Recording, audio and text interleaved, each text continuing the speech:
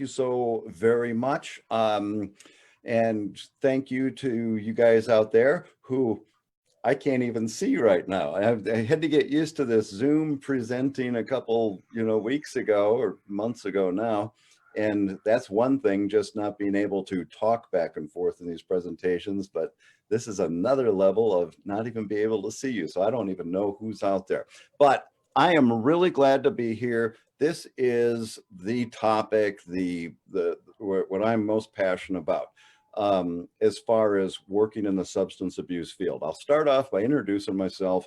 Um, I've been working in the drug and alcohol field since 1984. So that's over 30 years.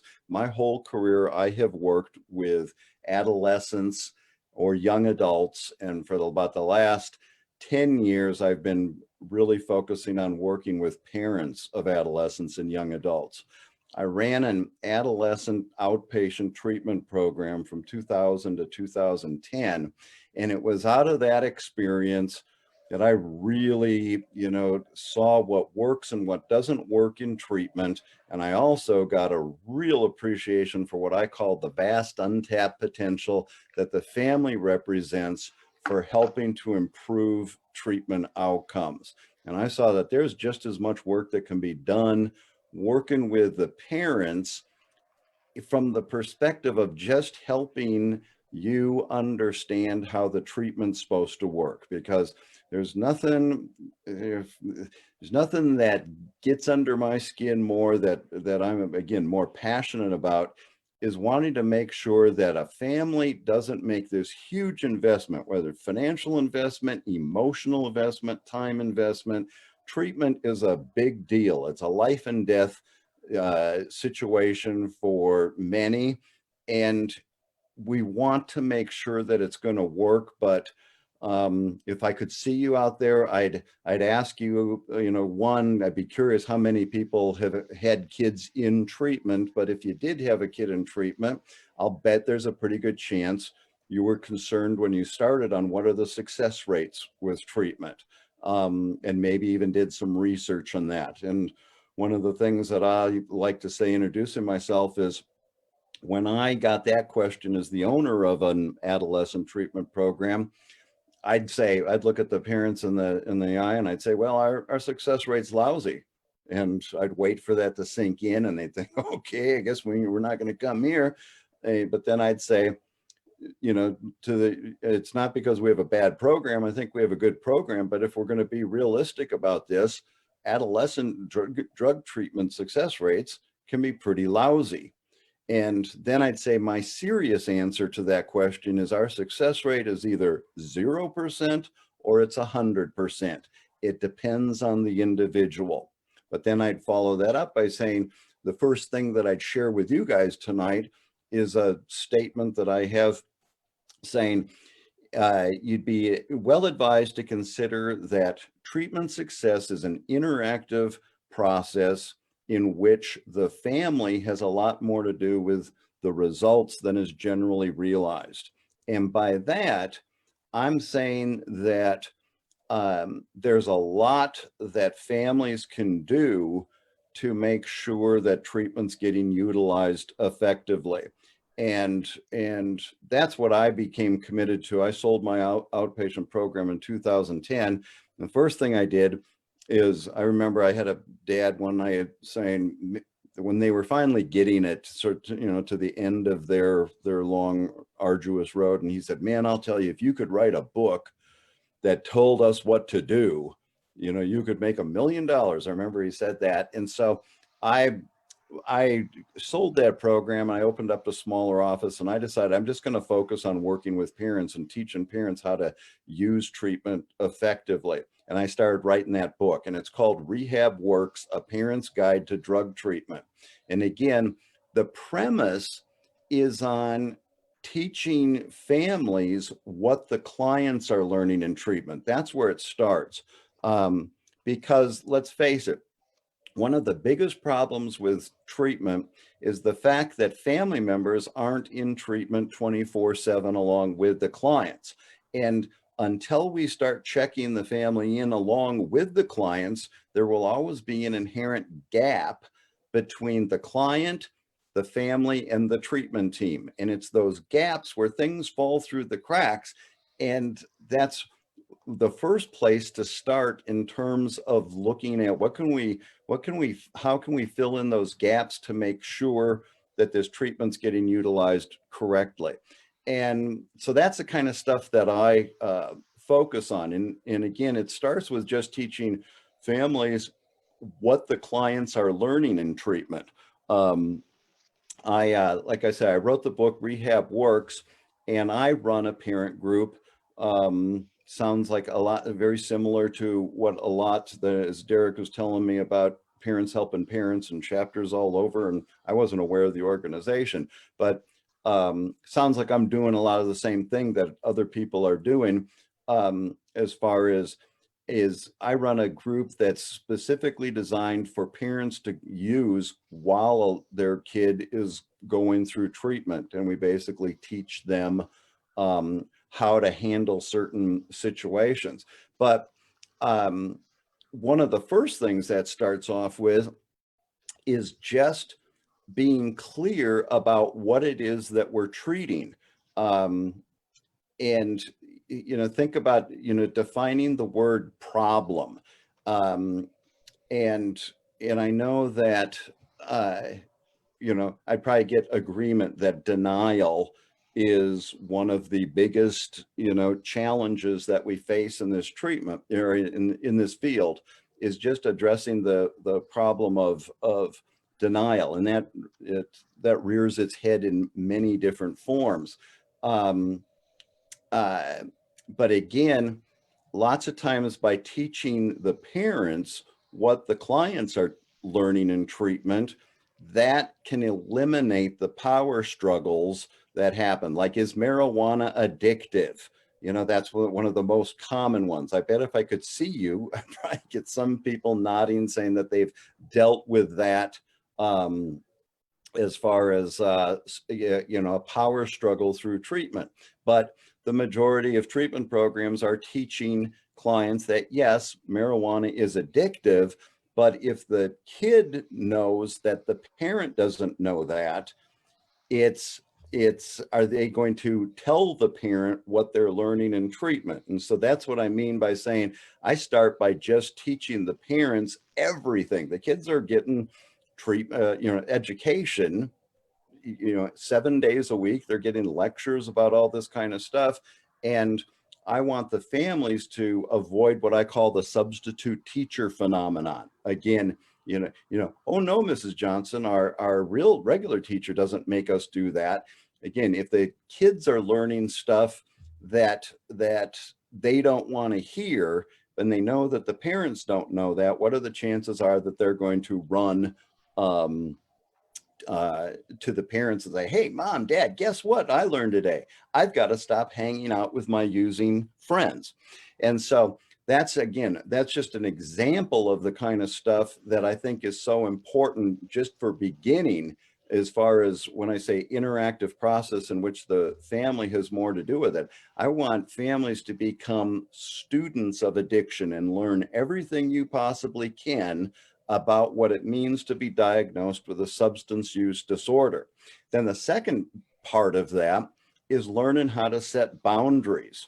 And I guess I could go ahead and say that I didn't say this at the beginning. After I wrote my book, I developed an online course that's specifically designed. It's basically a study guide to my book. And it's broken into 3 modules. And the first module is all about that, what it means to be diagnosed with substance use disorder. So it nails all those common denial areas, like, is marijuana addictive? Or how about, again, I can't see you, but I'd be curious how many people are going to raise their hand if they've heard I'll stop doing the Xanax and cocaine, but I should be able to keep smoking pot or have a few drinks every once in a while.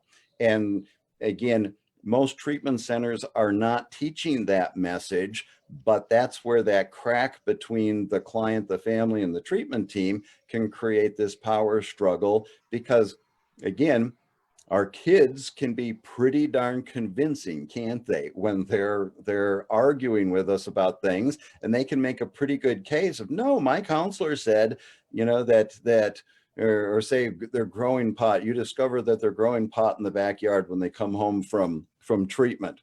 And this is an example of how I teach parents about setting boundaries. The first thing that happens in your gut, if you see that your kids got little milk cartons with little green plants coming out, and your gut says, oh, this can't be good. I don't think that this feels like recovery, even though you might not know exactly what's going on. Your gut is telling you something. But at that moment, you're dreading the confrontation that's going to occur when you bring Junior out there and say, hey, tell me about this. And he says, well, I'm growing pot. Well, that can't be good for your recovery. And maybe, and you know that he might go off and say, oh, that's just like you. You weren't in treatment with me, and they told me as long as I'm not smoking pot, it's okay what I'm doing here. And besides, you're the one who put me in treatment. And they had these life skill groups, and they taught us that we need to set goals for the future and start looking at what we want to do for a career. And they're teaching us about how to set budgets and things like that. And I want to be a small business entrepreneur. And so this growing pot and selling it is what I'm going to do. And it's your fault that you put me in treatment because they told me to do this. And tell me if some of you wouldn't be sort of like, huh, that he's sounding sort of convinced. Could they have really told him that? Is it okay to sell pot as long as you're not smoking it? But then there's that other part of you said, that's nonsense. Of course that can't be.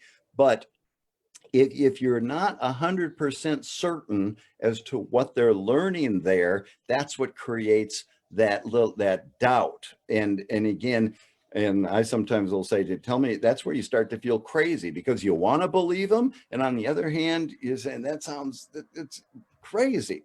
And so that's what I use the term becoming an educated consumer. By that meaning, learning how to use the treatment most effectively. And so if you have learned, of course, selling pot, just not smoking it, is not going to be part of most recovery plans that are taught in treatment programs. And then affirming and validating the parent to be able to set the boundary and be able to say with total confidence, you know what, that doesn't feel like recovery to me. And if that's what you think, we're going to have to revise your treatment plan, because we know darn well that's not what you learned in treatment. So that's an example of what I mean by being able to set boundaries is the second part. And obviously that's a big one. There's a lot of learning for parents to get to that point of being able to identify what would the healthy boundaries be. And again, that starts with being educated and you knowing for sure what they learned, so you're not that substitute teacher. And as I was saying, I developed this online course. It's called the RehabWorks Family Support Program, and we'll give you information for that. It's and I broke it into 3 modules. And the first module starts with that, just information on the disease model of addiction. What does it mean to be diagnosed with a substance use disorder? And again, as I was saying, it hits those common areas of denial. Another one of the most effective points that are made, because a lot of clients have what we would call dual diagnosis, right? And so lots of times when there's depression and substance use disorder, that can end up being a wrench in, something that contributes to sabotaging treatment efforts. Lots of clients sometimes will say, well, it's my depression is my problem, and I need to focus on the depression, and I just use the pot to medicate.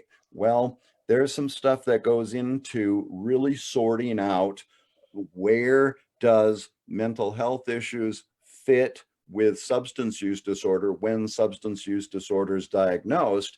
And there's some serious implications, but in which, if it goes unexplained, it can create major power struggles as we go through treatment. But if the parent understands, no, you need to level the playing field. If there's a substance use disorder, it's what we call a primary condition. You have to arrest the primary condition before other issues can be effectively addressed. And so what that means, if someone is depressed or is suffering from some other mental health diagnosis besides substance use disorder, but they're continuing to use, the using creates you have to have a level playing field, and using drugs makes a really messy playing field, an uneven playing field. And so you've got to level the playing field. It only makes sense to be able to effectively know what you're dealing with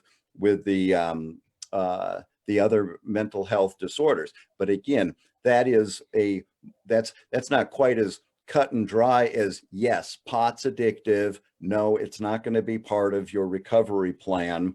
The mental health issues we treat them as what we call co-occurring, and we usually treat them together, but it's important for the family to have that understanding about where those two fit and not let that become a barrier to treatment efforts, or again, a power struggle.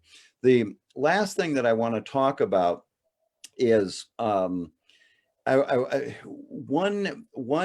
model that I use that I think I am just committed to is the most effective thing that I share with parents in helping move towards treatment success, is using what I call the stages of change model as a way to create a solid foundation for treatment. And some of you might be familiar with the stages of change, some not. And I only have a few short minutes here tonight, and I would play videos from my course and stuff to, teach it in a little bit more detail, but I don't have the time to do that right now. So I'm just going to give a really quick overview of this and give you some ideas about, or some examples of how we can use this, that I am just convinced is the most effective thing you can do to measure treatment progress and make sure that a client's building a solid foundation. Because I use the term foundation and I compare it to the example of ice on the surface of a lake.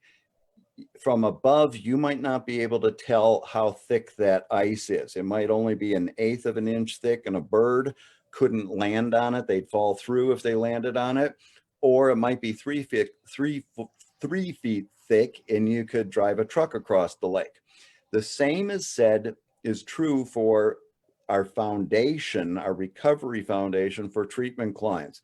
And I specialize in working with young people when they get out of treatment. I provide aftercare, outpatient aftercare support. And I can tell you that even the best clients, the kids that are most sincere getting out of treatment, it's fair to say, it sounds harsh to say, they might not have any idea how thin their foundation is. They're not lying when they say that they're committed and they're genuine to get out of treatment, or when they get out of treatment and they get out and they find out, real life hits them, and they find out how thin the foundation actually was. That's the example, again, of our low treatment success rates, of so many treatment cases blowing up within a couple of weeks of treatment, some blowing up the same day of getting out of treatment. And that's a thing that I want to help families avoid. But again, using the stages of change model, I've come up with a way that I explain it, that you can always go back and use this model to pinpoint where the cracks were in the foundation. So just to give you a quick rundown, I know I'm going to have to quit here in just a second, but in overall view, stages of change, it's like the stages of grief. You've heard, you go through this process. Same when you're making a decision to change a behavior that causes a problem. So the first stage is, they call pre-contemplation, the denial stage. But then if a person starts looking at the issue, the behavior, to determine whether it's a problem or not. They call that the contemplation stage. Is this a problem? Yes or no? If they land on the fact that, yes, this is a problem, okay, then the third stage is called the preparation stage. We develop a plan? What are we going to do to overcome the problem? And then the fourth stage is called the action stage. We implement the plan by practicing new behaviors. Notable here is the action stage should last 3 to 6 months. And the notable part about that, that's how long it takes for new behaviors to become routine. So if anybody out there is familiar with the idea of a kid getting out of treatment, it's like, it can't be a novelty. Okay, we're fired up and motivated for a few weeks, and then it just sort of wears off. That we can have the luxury to get fired up and motivated when we join a gym, and I'm going to go to the gym and get on a regular routine, or when we go on the diet. But most of us, have the luxury of it's okay if we bail out of that within a couple of weeks. People with substance use disorders don't have the luxury of bailing out. It has to become, what's being taught in treatment has to become a routine. They're learning how to manage a condition. And you, as an educated consumer, when you understand substance use disorder, you understand that part about the chronic nature of the condition, and that it has to be managed, as opposed to you go through treatment and you're cured. And so that's one example of being the educated consumer. But then that plan is I'm going to come back to that. And so the action stage, they have to practice this stuff long enough. And that's where most relapse occurs, is in that outpatient stage. It doesn't, a lot of relapse doesn't occur while they're in inpatient treatment. And I point out that the outpatient stage is where the real work begins. And we have the misinformed view. Lots of times a kid gets out of inpatient treatment and it's like, whew, glad that's over. And it's time to relax, and we got this licked. And the family can think that way also. But I point out that's where the real work is just beginning. And that's the harder work. And it's not about dealing with the deep therapeutic issues that may have gotten addressed in the inpatient. It's having to make the kinds of decisions of, if I see my friends across the street that I'm not supposed to be around, I learned that in treatment as part of my relapse prevention plan. I have to make a decision. Am I going to keep going down my side of the street, or am I going to go over there and visit? And that's the hard part. And eventually the fifth stage is the maintenance stage, where they move into that. And it's characterized by consistent symptom-free behavior. So real quick before we wrap up and I guess switch over here to take questions, I'm just going to give examples of ways that you can identify problems. I said you can usually pinpoint where problems occurred, and it's usually the cracks in the foundation occur in either the contemplation stage. One, did the client, well, let's put it this way. An indicator of a problem in the contemplation stage is when the client said, I never believed I really had a problem to begin with. Even if they said it while they were being treated, it's not really that hard to get a client to say, yes, I admit my drug use is a problem. But I make the point of say, then you got to ask the second question and the third question. What does that mean to have a problem? And that's all that education about substance use disorder. And they should be able to rattle that off. They get these lectures in there. And one of the things I find in my outpatient practice is when I ask them that, they act like they've never heard it before. But then when I start asking them, well, did you hear this about, chronic nature? Did you hear this about what it does to the brain? Oh yeah, we learned that. Oh yeah, we learned that. And I've figured out is that most of them act like they've never heard it before. They don't retain it because they don't think they're ever going to get asked about it again. But I will make the point, if I had my little PowerPoints or I was drawing a board, I would write in big red letters the word motivation. And I would say that the contemplation stage is the only place where motivation occurs, the motivation to follow a plan.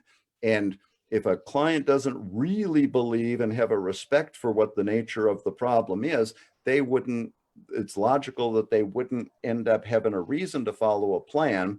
And I'm going to quit right now here, Derek. I know we got to switch over. And what ends up happening, because the other problem is when the preparation stage, when they start saying, I'm doing fine, I've had enough of all this treatment, I think I should be able to quit now.